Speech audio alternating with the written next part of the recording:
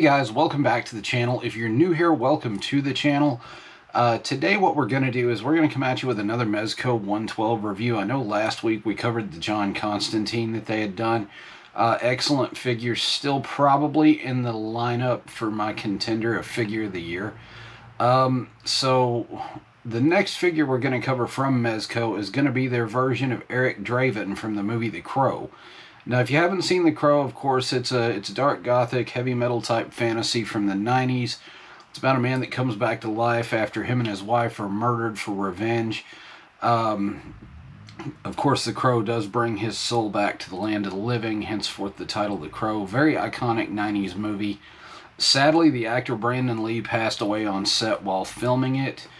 But this movie is absolutely wonderful. It's also based on the comic book by Kitchen Sink Press and James O'Barr. Without further ado, let's take a look at this figure. Okay guys, here is the box for the actual figure itself. It's the Mezco 112 Collective, The Crow. It's Eric Draven from the film, of course. If you look, it does have some pretty cool box art on the front. Utilizes the 90s logo quite well. If you look down at the bottom, of course, it does have the 112 Collective logo. The top, of course, is going to be a 112 Collective logo again. You scroll down the side, it does have the art from the movie poster with the Believe in Angels and, of course, a shot of Brandon Lee from the film. You go to the back, of course, it does show a lot of the accessories and things that come with the figure. Some of them it doesn't show, I guess because action figures are getting touchy about firearms these days. This figure actually does come with a shotgun, a revolver, and a Magnum pistol. But you can see a lot of the other accessories it does come with. And some good shots of the figure there. It also has the flame crow for the base. But yeah, if you look, it does have the tombstone, the guitar, things like that. We'll cover that here in just a moment. You go to the other side of the box. Again, you get the Believe in Angels shot from the poster. And of course, if you look at the bottom again, let's flip that over. You'll get all the legalese. Of course, if you want to pause and read that, that's up to you. And you look here and you've got the barcode just in case you might need that. But there is one thing that's noticeable about this Mezco box that's different from the others. This is not a slide-off shell. This is more of a cardboard box. It just opens and then you pull out the trays. As you can see right here, this is not Mezco's general slide-out. I don't know if they're changing their box treatment permanently for that, or if that's something that they're going to, just do for this figure. Let me know in the comments below if you've heard anything for that. I don't know if it's to reduce their plastic footprint or what. Alright, let's talk about the accessories he does come with. Here you can see the various head sculpts. This is actually the head sculpt that's on the figure when you get it. I took that off and took the liberty of putting the smiling one on there.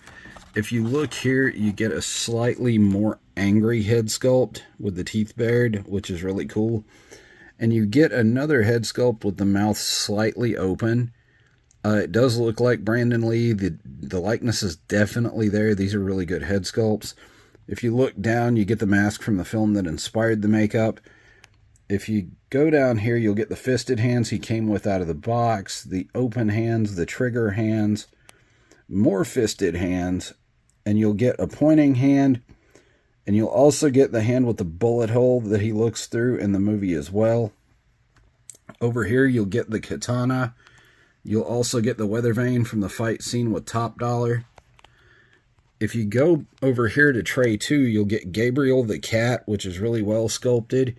You'll get a flying crow for the posing wires he comes with, which those are actually right here included in the box. You'll get the pistol, the slide lock on that works. The magazines do come out of it. It's a very well painted accessory. You come down here, the revolver actually turns. You'll go down, you'll also get the knife. You'll get the lighter he uses to actually ignite the fire crow that you see here that he comes with. You'll get the plug for the posing wires that goes on the Mezco flight stand.